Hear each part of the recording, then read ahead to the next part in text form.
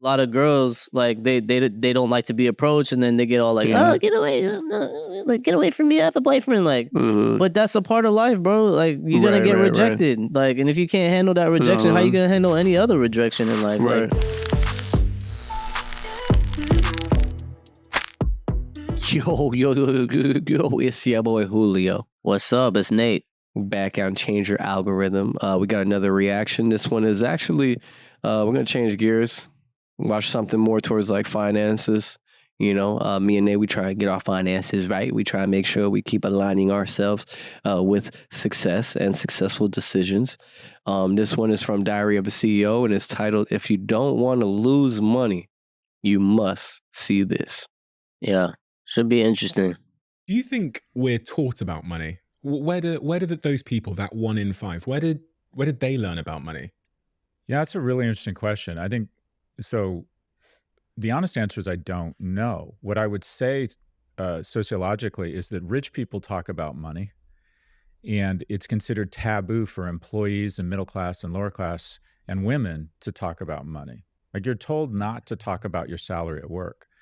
Asymmetry of information will always benefit the person that has symmetry, that knows the information. The boss of a company knows what everyone's making, but he tells his or her employees not to discuss their salary because it's crazy, bro. I was just telling Sam the other day that I realized I got to get better at talking about money. I think you would probably attest to that because, like, Yep. it was always like, oh, yeah, no, no. Like, I was always like, work first, action first, and then, like, money will come. But then it was like, damn, as I got older, I'm like, all right, damn, am I just, like, uncomfortable talking about money? And, like, even when I get around people who are, like, let's say they're a fellow creator and they're making bread, I just got, like, I know they're making bread. I'm like, damn, that's what's up. But I'm like, it's almost like I don't want to cross the line of like, damn, yo, so like, how are you specifically making the money, like off of the creation? Like, yo, and like, if you don't mind me asking, because it's up to them, but at least ask a question, like, yo, and how much are you making, like, per month? Is that per year? Like, I always get like, nah, that's too personal. Like, I feel like that at least. But it's like, damn, it's just another conversation. And I noticed that with Sam, she's so like open to talk about money. I'm like, damn, that's definitely somewhere I lack. So that's crazy that he said that, because I do come from like a household of like workers. Like both of my parents were workers. You know, my dad always had aspirations for more, but my mom was like a traditional hard worker. You get paid for the hours you work. You know what I mean? Yeah. Yeah. Yeah, no, I get that. But yeah, I think talking about money is super important, man. I feel like you're pretty good at talking about money. Oh yeah, I talk too. about it all day long. I can't stop talking about it. I mean, it's just, and I don't talk about it as if it's my God. I talk about it because it's just a part of our life. It's reality. It's a tool. We have to deal with it every day. Yeah, it really is. Everything that we do, money is being a part of it in the fabric of it. Like, it's just what it is. Like, there's no way you can ignore this thing. So you have to figure out what to do with it. Like, and then you have to figure out, okay, if this dude who you like that's a creator, like, I went up to Lonnie and asked him straight up, yo, how much you making off Patreon? And then he was like, oh, I got about 28,000 subscribers. They pay this much. Some of them pay this much. I'm like, oh, okay, damn. But what about the podcast? Like, so that's making money too. Yo, I'll go in. Damn. I got no shame, bro. Yeah. But I think when you go at it like that and you don't have no shame and you're just like asking like out of curiosity, I think they feel that. And they're like, fuck it. He's just asking. Yeah. Like, and they give the information. All day long. I asked Poetic the other day. Start asking, like, when you asking weird and shit, people can feel that energy and be like, I ain't trying to tell you. You seem like envious. But if you're just like legit, just curious, like, damn, and you're trying to get inspired, I think people recognize that and they're like, oh shit, yeah. And they'll give you the game because they see that you're interested, you want it. Yeah. So damn. It's good to ask questions, even around money. Did that, man. Yeah. Poetic too. I gave him the whole drill. I was just like, okay, show me what's going on there. How much? Just out of curiosity. Facts, man. I asked him same way, and he's great, man. He's like, he breaks it down. He lets you know what it is. He's the reason why I hopped on Facebook to start making money off Facebook. Was Jesse. True. It's all him, man. Like, he just great person, and it's all about just asking for what you want. You know, like what you want to know. It's just asking the question. So there's a bit of a zeitgeist that tells people not to talk about money, that it's like talking about porn or that it's vulgar. And I think you need to start talking about money and maintain a certain level of financial literacy from a very early age. Because Roger Federer talks about tennis. If you want to be good at anything, most people want to be good at money. And to be good at something, you need to understand it. And to understand it, you need to talk about it. So I'm very transparent with how much money I make, what I do with it. But talk to your friends about mortgage rates. Talk to your friends about how much money they make, what they're doing with it, where they lost money. And see, this is what I wish that we can have more conversations about, even with Dave and Greg and stuff like that. But I've noticed that whenever the conversation gets pulled up, it's a quick shutdown. Like, oh, it gets uncomfortable. Yeah, it's super. I know it's super uncomfortable because the subject gets changed. So you don't even have to give that cringy whatever. It's just the subject gets changed because nobody wants to talk about like, okay, how you dealing with your money? How you investing the money? Or do you break it up? Do you have a budget? Like nobody wants to talk about it because A, they probably don't have that, or B, maybe they're just super personal about their stuff and they just, or they don't have anything to say. But that's what I'm saying. I think it's also like a culture issue, right? Because it's like, no, like, oh, you just get money to just like pay for your bills, help pay for like family stuff, and like, oh, that's it. Like, it's almost like weird to start talking about it in a way of like, yeah, how can I maximize this? Like, yeah, how can I develop this or make it bigger, or talk about it in a way that's like for growth in a way, because it's like maybe we just never seen those examples consistently. You know what I mean? Because when you see like money dudes or what, sometimes I used to almost get like damn, all you care about is money, like almost like judgmental with certain dudes, you know? And obviously there are those dudes who are extremists where they just like, oh yeah, I'm just like, oh, I'm all about money. And it's like, all right, bro, you have like nothing else to offer. But I did always admire the people who are like on their money shit, and they also have that understanding and that compassion and that just like as a whole human. You get what I'm saying? Yeah. And I always admire those dudes. I'm like, damn, that's dope. I like that type of success. You know what I mean? But I feel like there's a point where like we become adults. Right. And you got to become aware of it. And you can't blame it on your culture. You can't blame it on your mom and dad. It's like everything else. Like, how are you able, the stuff that you learn outside of your parents and the education that from reading books and stuff like that. Learn about money's the same shit. It's like you can't attach that to your identity.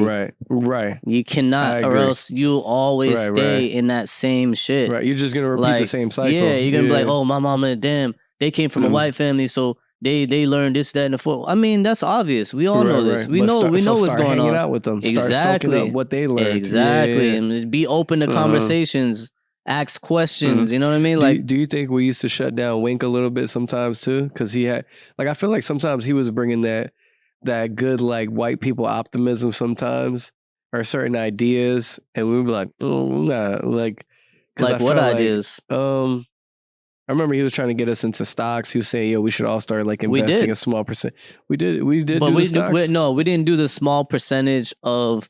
The problem with Wink was he had like it was great ideas. Like he would trigger it, but he would have nothing behind it.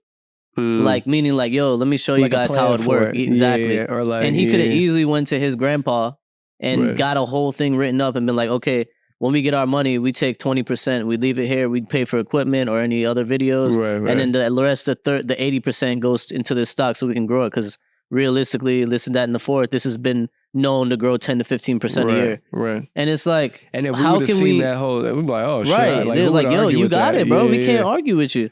But the problem with him, the problem with what he was doing, and Wick was great. Like he always was trying to do something where we can grow the money. He never had a problem talking about money. Yeah, him too. You know, and I was always with him on that. But then I'll be like, all right, but what we gonna do if we go? I don't even know shit about stocks. I don't know nothing. So you're talking to a group of guys that don't know nothing. So that's where becoming a leader is kind of born. Like. You have to be a leader and say, okay, they don't know anything. Let me go find the information and bring it back. Be empathetic and understand that, like, okay, they just don't really know about this. So let me soak up the game and then like lead them through it. Yeah. It's true. And that's all it is. That's all it is, man. It's true.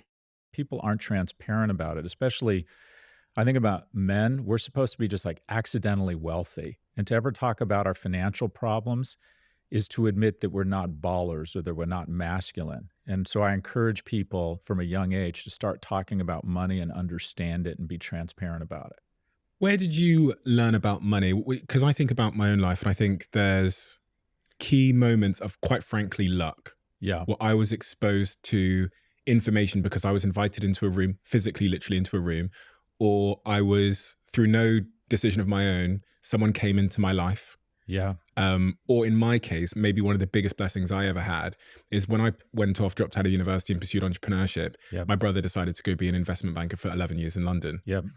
And then when I had my first exit, he messaged me one day and said, "Hey, I'll manage your money and I'll quit my job and come work with you full time." Well, that's my older brother. So like life gave me the greatest gift anyone could ever have been given.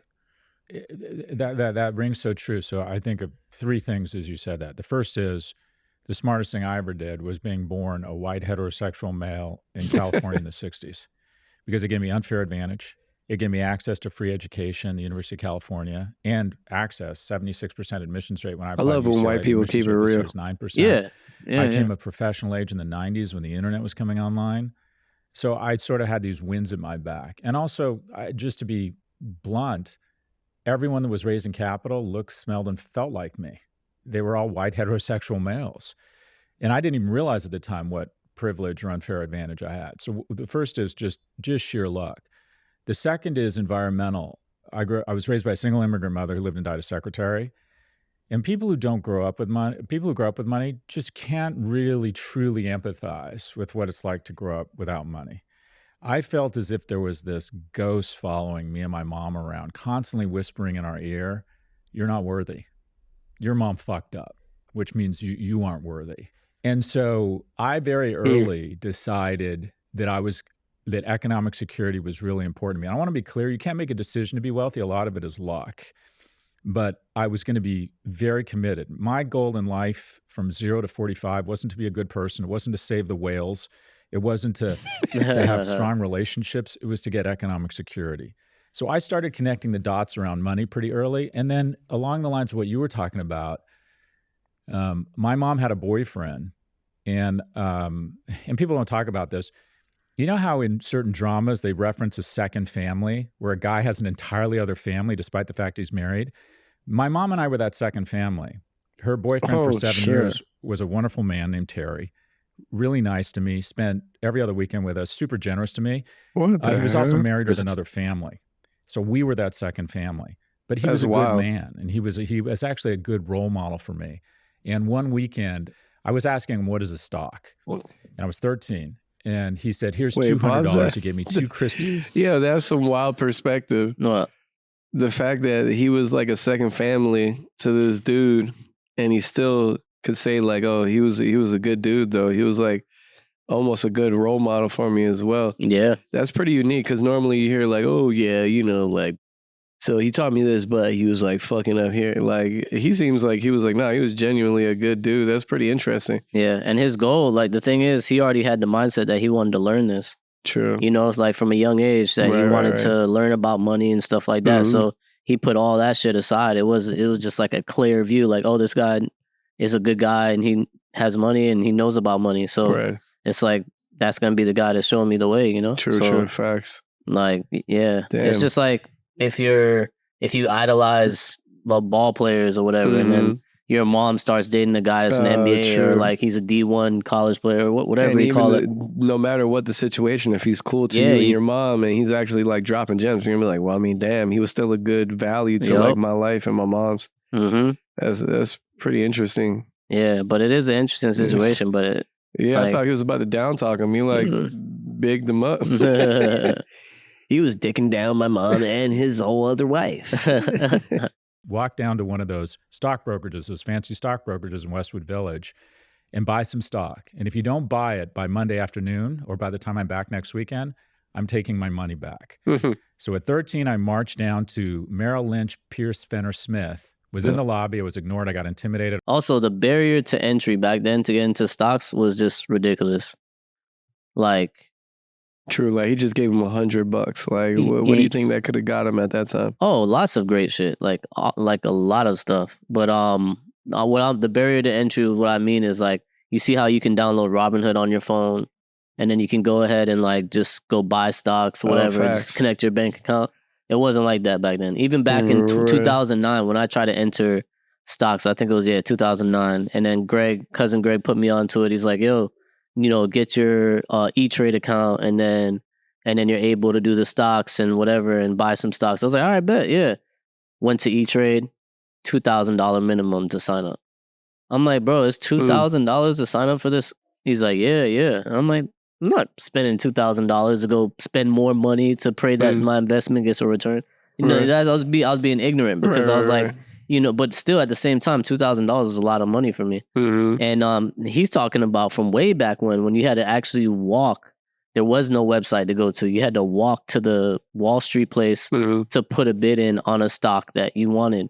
And then they would take your money, put it in the books, and then that would be your stock. They'll keep you updated, And I can imagine like being black and trying to get into that because some places might try to scam your ass, Because they're like, well, he doesn't know what he's doing. Right, try to take advantage of you. Damn. Yeah. So, but the barrier to entry in that sense, was definitely way harder at that time. Yeah, and that's what I'm saying. We're all blessed right now to be at the point to say, hey, we can learn this shit. It's all on YouTube. Right. Tons of books. You can just download an app for free and start investing your money right away. Right. So we're super blessed. Now the playing field is like even. I agree. I got intimidated. I walked across the street to Dean Witter Reynolds, another brokerage. And this young guy named Cy Sero came walking out and said, hi, I'm Cy Sero. And he gave me my first lesson in the markets. And I bought 14 shares of Columbia Pictures. At 13, he gave you a lesson in the markets? Yeah, at 13. And every day, every weekday for the next 3 years from Emerson Junior High payphone booth, I'd put 2 dimes in and call Cy. And he would say, Close Encounters of the Third Kind is a hit, which means that Columbia Studios is going to make a lot of money, so people are buying more stock. And then I'd go into his office. I didn't have a ton of friends. And so I would just swing by Dean Witter, and he would always give me a lesson in the markets. That was dope. Had those two men not shown such generosity to you with their time and with that $200 bill, have you ever played out in your mind where you might be? I think we all do that, like Sliding Doors, that movie. Things are, it's like life is such a series of, I promised myself I was going to approach this strange woman at the Raleigh Hotel in the middle of the day who was sitting by the pool, who was sitting there with another woman and another guy. And without the benefit of alcohol, it's not easy to open, a conversation with a strange woman. And I walked out to get my car and I said, I promised myself I was going to speak to her. I was very drawn to her, a beautiful woman. So I went back in, I just rolled right up and I said, hi, I'm Scott. Where are you guys from? And this was at the Raleigh Hotel. Long story short, 18 months later, our first son's middle name is Raleigh, right? What I tell people is that unless you're willing to take an uncomfortable risk, nothing wonderful is ever going to happen to you. Yeah, I mean, that's facts. What you're doing here is that's what I always say, man. That's facts. And when I be talking to like friends or other people, and they tell me how they approach like women, like he just said, like he just approached this girl sober, just went up to her and said whatever, like, and we used to play a game like when we were like 18, going around the malls and just trying to get numbers and like, just messing around and whatever. And just like, oh, who can get the most numbers at the mall and shit like that. But now I'm thinking that fast forward till today, dog, nobody's doing that no more, bro. Yo, for real. And it's like the ones that are, they're winning. But the ones that aren't, they're just like so beat down that they feel like they're not worthy. No, they just feel like they're not worthy. They're insecure. So they feel like they need the golden juice, the alcohol. When they go out, then I'll holler at the girl that I like. Right. Damn, hopefully I see her. Like, you're literally at Whole Foods looking at the girl of your dreams, and you're like, oh, damn, hopefully I see her at Tap 42. You know what I'm saying? Like, hopefully I see her over there or whatever. And literally all it could be is a simple combo. Yeah, a simple combo coming up. Now, don't get me wrong, like, you gotta handle it a certain way too. Well, that too. But a lot of girls, like they don't like to be approached, and then they get all like, "Oh, get away from me! I have a boyfriend." Like, but that's a part of life, bro. Like, you're gonna get rejected. Right. Like, and if you can't handle that rejection, how you gonna handle any other rejection in life? Right. Like, you end up going off the bridge. You know what I'm saying? Like, no, it's fast. I think what you just said. I think it's like, so I think it's good to just maybe teach kids that it's okay to like get rejected as early as possible. And like rejection, taking a loss, like I think the sooner you can get your kids comfortable with that and just be like, yo, you good. Like, dust yourself off, go again. Yep. It's like, oh shit. Like, I think once they start to really embed that, like, yeah, that's when you kind of give your kids like a certain confidence. It's like, oh shit, I got nothing to lose. Like, what the fuck is gonna happen? Exactly. If it doesn't pan out how I wanted it. Exactly. So it has to happen like a lot. Like I used to lose to my sister in Monopoly all the time. Like I used to throw fits, and to the point where I just got like, I was like, oh no, I have to beat this girl. Have to. I think I beat her like once. And that moment was like, oh shit, like I finally did it. Like, I was like, damn, because my sister's like, she's super smart. Like, yeah. so any game we play, she's come yeah. super competitive. Anything, she's not giving me nothing.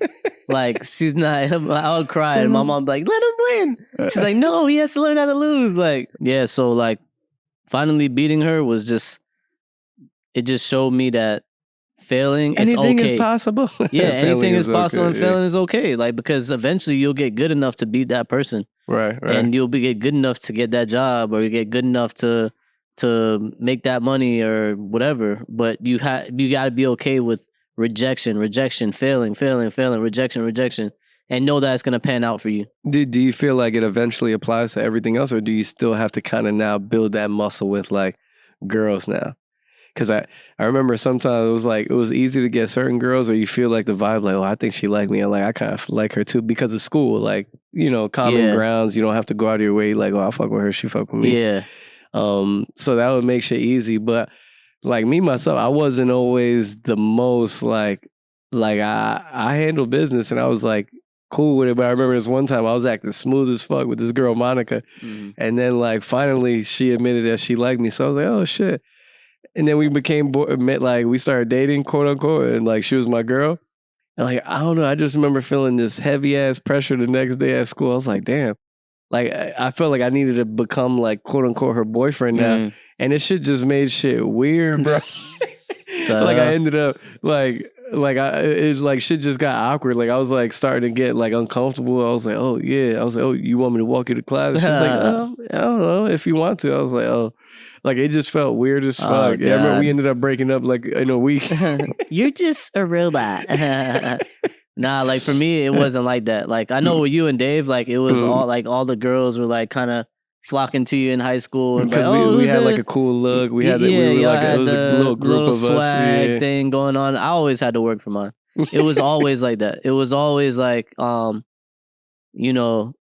like just working. Like it was always work. It was never just there wasn't back. A few chicks that were like to you or fucking with you, but you were just maybe overlooking them, or you were like yeah, I guess because I was immature for my age. I was an immature kid, like way more immature than you guys. Like I would just like look at girls and like just have fun with them. Yeah, I wanted to pipe them down too, but at the same time, we're talking middle school, kid. Calm down. No, this shit. What are you talking about? From elementary, bro? Kindergarten. Jesus. Yeah, I can go back to kindergarten, bro. But that's how that's how a lot of kids are. But anyways, yeah. So I was super immature. So, but at the same time, like I had to work for it. So I built up like. So you kind of have to build that rejection muscle again with the girls. Now it's like a different. Even though you can apply it, it's still like a different like confidence that you build. Yep. And then like one line that doesn't work and you see it didn't work, like, oh shit, I gotta try something different next time. I gotta try a cold approach like this. I gotta change it. It's just like sales. You gotta be more selling yourself. What's up? What's good? Yeah, that's why I always wonder why I didn't go into sales. Like I think I would have been really good in sales. Oh, I agree. But I was just like, I always had to work for it. I was like, damn. The only time I got really exposed to like some like wild stuff was like going to y'all parties, because I never really went to parties in my area in Plantation and stuff like that when I got older. When I was in middle school and stuff like that, I didn't go to no plantation parties, none of that. Plantation kids was really getting about it. That's why. Yeah, there was it's like, I'm not following Jerome getting STDs. I'm okay. I heard Kayla got pregnant. I'm gonna go make out with Sally with you can say Jules, and I'm gonna go fight with Jules over Gigi. Yeah. So or Carlos at that time. Carlos Banda.